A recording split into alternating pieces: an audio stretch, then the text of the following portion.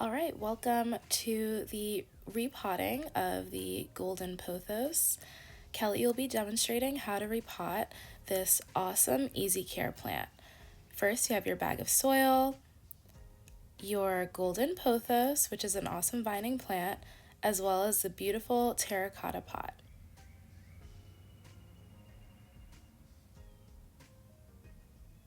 So the first thing you're going to want to do is gently squeeze the sides of your nursery pot to make sure that you're loosening up the soil and the roots away from the nursery pot.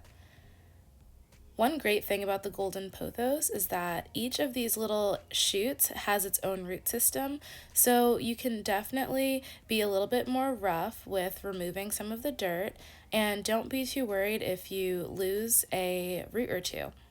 This is a super resilient plant, so you don't have much to worry about.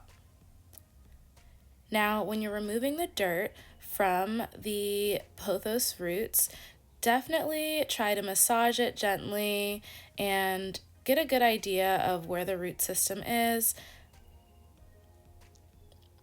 All right, now you're going to open your soil baggie and you're going to fill your terracotta pot about a quarter of the way with the new soil.